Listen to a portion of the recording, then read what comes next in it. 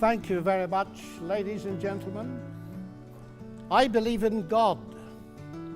I believe in the supernatural God who created the heavens and the earth. I believe in a God who holds the heavens and the earth in existence.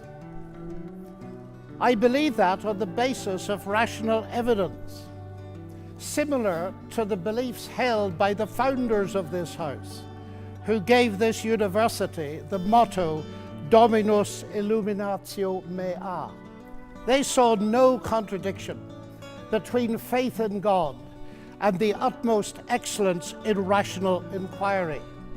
And if I dare mention my alma mater of Cambridge in this holy place, I would remind you that on the door of the Cavendish Laboratory in Cambridge are written the words, "Great are the works of the Lord, studied by all who delight in them." And as we look at the rise of science in the 16th and 17th centuries, Alfred North Whitehead and many others commented that men became scientific because they expected law in nature, and they expected law in nature because they believed in a lawgiver. So, ladies and gentlemen, I'm not ashamed of being both a scientist and a Christian, because arguably Christianity gave me my subject. What I am amazed at is that serious thinkers today continue to ask us to choose between God and science. That's like asking people to choose between Henry Ford and engineering as an explanation of the motor car. When Newton discovered his law of gravity, he didn't say, "I've got a law, I don't need God." No, he wrote the Principia Mathematica, arguably the greatest work in the whole history of science, because he saw that God is not the same kind of explanation as a scientific explanation. God doesn't compete. Agency does not compete with mechanism and law. Why is there something rather than nothing? Alan Sandage, the brilliant cosmologist who became a Christian in his 50s, said God is the answer to that question.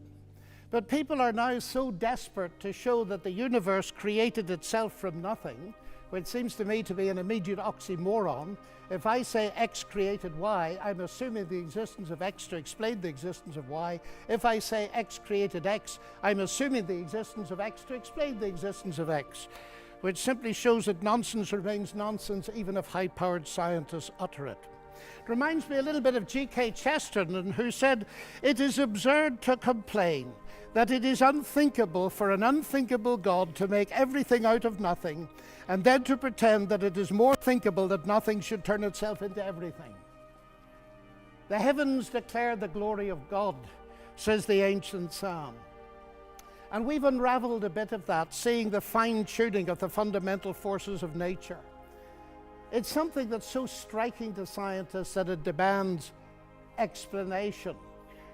And it seems to me that Arno Penzias hit it right.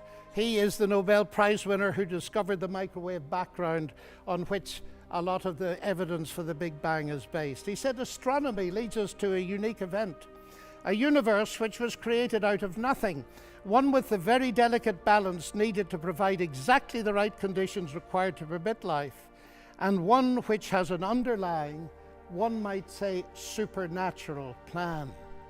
But I want to come to what I think is one of the fundamental arguments for theism. I take it this house believes in reason. That's why we're all here. And as a scientist, I believe that the universe is rationally intelligible.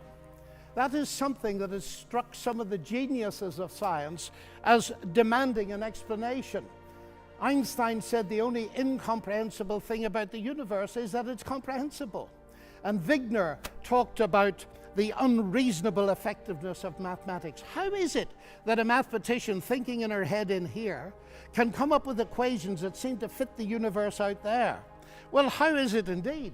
Because the irony of the atheist position here is evident. My atheist friends, and I have many of them, tell me that the driving force of evolution, which eventually produced our human cognitive faculties, reason included, was not primarily concerned with truth at all, but with survival.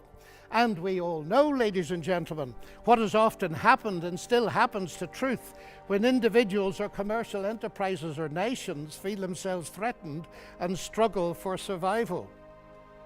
Leading philosopher Alvin Plantinga of Notre Dame says if atheists are right that we are the product of mindless, unguided natural processes, then they have given us strong reason to doubt the reliability of human cognitive faculties, and therefore inevitably to doubt the validity of any belief that they produce, including their atheism. Their biology and their belief in naturalism would therefore appear to be at war with each other in a conflict that has nothing at all to do with God. Yet my atheist friends still insist that it is rational for them to believe that the evolution of human reason was not directed for the purpose of discovering truth. And yet it is irrational for me to believe that human reason was designed and created by God to enable us to understand and believe the truth. Curious logic. By contrast with that, biblical theism asserts that ultimate reality is personal and intelligent, and the reason science works, and this was the motivating force that drove the great pioneers of science, is that the universe out there and the human mind in here that does the science are ultimately the product of the same intelligent divine mind. Human beings are made, we are told, in God's image, and that means that science can be done. That makes infinitely more sense to me as a scientist than atheism does. Now let me come briefly to ethics. Ethical behavior, like rational behavior, of course, does not itself require religious belief. This is consistent with the fact that humans are created in God's image as rational moral persons. But just as I suggest that rationality cannot be explained without the existence of God, so I dare to suggest that the existence of morality cannot be explained either. As modern science sprang from Judeo-Christian sources, so did the concept of human equality. Listen to atheist Jürgen Habermas, arguably one of Germany's leading intellectuals. He said that universalistic egalitarianism, from which sprang the ideals of freedom and a collective life and solidarity, the individual morality of conscience, human rights and democracy, is the direct legacy of the Judaic ethic of justice and the Christian ethic of love. This legacy, substantially unchanged, has been the object of continual critical appropriation and reinterpretation. To this day, there's no alternative to it. Everything else is just idle postmodern talk. And it seems to me he's hitting the core of something important, because the value of a human being on which such egalitarianism rests is based not on what the human being can do, but what she's made of, or how she's made in God's image. I never forget speaking on one of my many visits to Russia to a colleague in the Academy of Sciences. And he said, "You know, John, we thought we could abolish God and retain a value for human beings. We found we couldn't, and we murdered millions of them." And Alexander Solzhenitsyn has said, "If I'm asked, why is it that 60 million of my fellow countrymen were sacrificed?" He said, the answer is, we have forgotten God. Science, of course, marvelous as it is limited. Even a Nobel Prize winner, by analyzing a cake, cannot tell why it was made. But Aunt Matilda, who made it, can tell you. She can reveal it to you. But if she doesn't reveal it to you, you'll never know. And that brings me to my next evidence. It's the same with the universe. We can analyze it magnificently. But ultimately, if it has a maker, and I believe it has, only he can tell us what it's all about. And he's done so in the powerful narrative of the Bible, in particular in its analysis of the problem with humanity, not simply in terms of behavioral breakdown between people, but a vertical breakdown of trust between us and the Creator. The unique solution to that problem is not simply in terms of human ethical development, although that's very important, but in terms of something far deeper altogether. The restoration of the fractured relationship with God through the salvation he has brought through Jesus Christ. A radical relationship that empowers us to live ethically from God. And here we reach what for me is the chief evidence, not only for the existence but the nature of God. It is Jesus Christ. He it was who not only taught the golden rule but embodied it, fed the hungry, healed the sick and suffering, and welcomed society's outcasts, brought honor and respect to the marginalized and ashamed. And he's brought forgiveness and peace to multi-millions around the world. He's able to do this, of course, because though he was a man, he uniquely never was only a man, but God become human. The central evidence for this startling claim is, of course, his historical resurrection from the dead that launched Christianity in the world. This is, of course, ladies and gentlemen, a crunch issue. If Jesus rose from the dead, death is not the end and atheism is false. If Jesus did not rise from the dead, Christianity is false. And I remember at Cambridge as a student listening to the brilliant Sir Norman Anderson, a legal expert, going through forensically the evidence from his legal perspective as a brilliant lawyer. And he said at the end of it, "The empty tomb then of Jesus forms a veritable rock on which all rationalistic theories of the resurrection dash themselves in vain." Just finally now, as I read the Bible, I do not only find intellectual satisfaction, but I find a great deal of that. I sense the voice of God speaking to me. You say that's intensely personal. But ladies and gentlemen, we've been asked tonight about belief in God. And I want to strongly emphasize that God is not a theory, he's a person.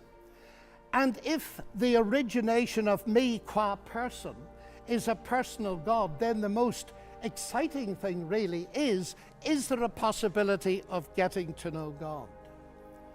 And so I don't simply believe there is a God. I've come to know him and trust him.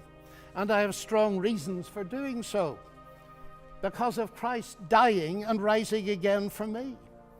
And that has generated in me a sense of utterly unmerited forgiveness, acceptance, and peace. That has enabled me to face the ugly side of my own nature, and with God's help to do something about it. But it's enabled me to face something else. The hardest problem I face as a Christian is the problem of evil and pain. My niece getting a tumor at 22 that kills her. What do I say to my sister? And this is the hardest problem we face. But it seems to me that atheism here has no answer, because by definition, atheism believes that human death is the end, so there is no ultimate hope. But you see, ladies and gentlemen, we could stay here till midnight and beyond arguing, as has been done in this university for centuries, what a good God should, might, would, could, if not, possibly might, just could he not have done, and we'll get nowhere. So it seems to me there's another question we can ask, and it's this. Granted that life presents us with a double picture. We see some beautiful things. We see some ragged edges. We see hurt and pain, and we see joy. How can we come to terms with that? And it seems to me here is no simplistic answer, but a window into an answer, and it's this. If it is actually true that Jesus is, as I believe him to be, the Son of God, then we can ask the question, what is God doing on a cross? And the answer comes back at the very least. God has not remained distant from our human suffering, but has become part of it.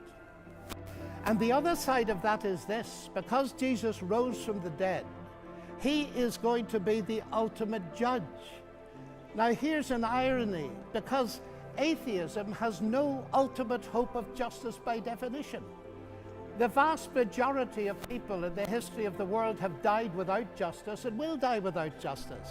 And if death is the end, then of course they have no hope of ultimate justice. But the promise in the New Testament, guaranteed by the resurrection of Jesus, is that he is to be the judge in the coming day. So, ladies and gentlemen, those are some of the reasons why I believe that God is real and worthy to be trusted. Thank you.